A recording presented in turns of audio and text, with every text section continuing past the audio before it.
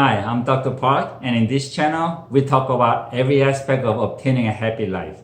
And occupation is a big factor. It's really hard to obtain a happy life with a job that you're not happy with or content with because we spend so much more time at work than with our family. So I want to talk about how I helped my kids when they were little in selecting their future career. When you hold a newborn baby in your arms, you're thinking, this is so precious. This is the most beautiful thing that you have ever seen. And you want only the best for them. And as they grow up and start doing little things, you're thinking, they're genius. They're going to grow up to be a second Einstein. And then start wondering all the potentials and endless possibilities that the child or children holds. And you think, they can do anything. Yes, they can. And at a very young age, we start feeding their minds with what we couldn't be or what we want them to be. And as a young child who doesn't know better or know how hard it is, their answer is going to be, yes, daddy, or yes, mommy. So, and then you start asking the question, what do you want to be when you grow up? And their answer is going to be what you want to hear. Yes, even a president. And then school starts. And they realize how overwhelming it is and how competitive it is, even in elementary school. And then there's so much to study, and they go into shock. And then they get confused, scared, angry, and then kind of wonder. And they tell their parents, I want to do what I'm really good at, which usually means something fun and easy. When my oldest child, Rachel, came to me in about 5th grade, and she actually asked me the question. She said, Daddy, do you know what I want to be when I grow up? And I was hoping for a great answer. And I asked her what? And she said, I want to be owner of the convenience store. And I said, convenience store? Why? I was disappointed, but I calmed myself and asked her why. And she said, well, because you get to sit all day and eat a lot of good food.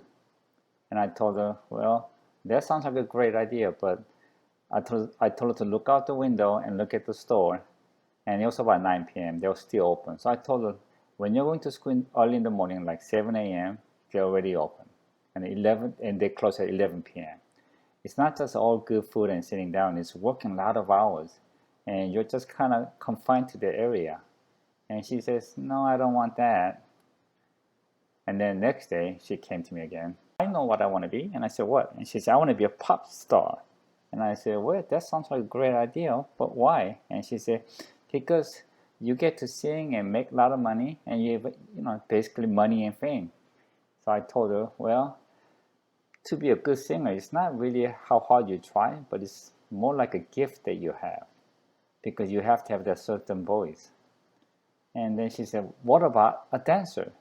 And I said, well, if that sounds like a fun. And she says, yeah, that sounds like a real fun. And I told her, well, if you want to be a dancer, you have to start at early age. So, after school, you need to go to the dancing school and dance and practice a lot. And she says, well, maybe not. And then next day, she came to me and she says, I know what I want to be. And I said, what? She said, I want to join the military. And I asked her why. And she says, well, because you don't have to make up your mind and everything is kind of taken care of for you. And I told her, well, that sounds like a good idea. But you have to get up real early in the morning, start with the running, and then you have not much of freedom, and you have people telling you what to do and how to do it all day long. And she goes, oh, I don't like people telling me what to do. And she seemed a little confused. So I told her, Rachel, you don't have to make up your mind now. You have plenty of time, so take your time. When Rachel was in 7th grade, I was at the library and I came across this thick book. It was a very interesting book. I think it was something like Bible to All Occupations. So I kind of looked through it and it was very interesting. It had every occupations that you could imagine. And it would tell you what out of the required educations, what kind of hour you work, what kind of working environment it holds, and how much money you made, and what the future of that occupation holds.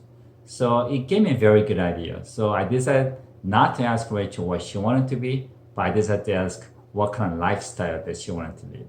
So I came home and asked Rachel, what kind of lifestyle do you want to live?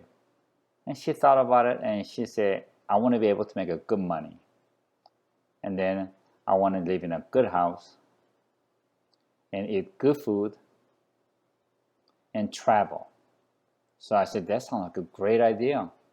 So I gave her the book and I told her, you really shouldn't start studying until you know what you want to be. And I told her, this book has every occupation that you can imagine. And I want you to find which occupation will give you that lifestyle that you want. And I told her, look, you have about a week to look it over. And she was kind of happy about it. And I could see that she was really looking into that book. And about 5 days later, she came to me and she said, Dad, I know what I want to be. So I asked her, what do you want to be? And she said, I want to be a medical doctor.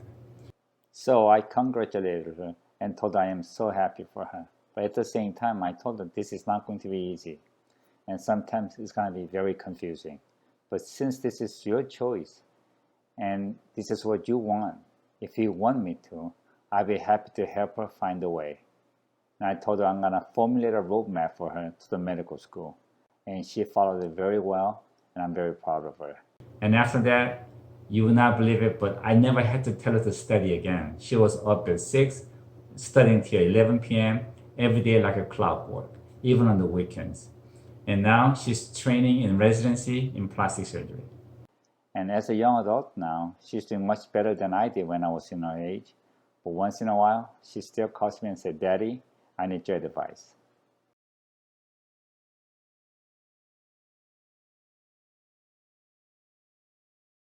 Of course, this can be only factors when considering your kids' future careers, but it can be a start where everybody agrees to.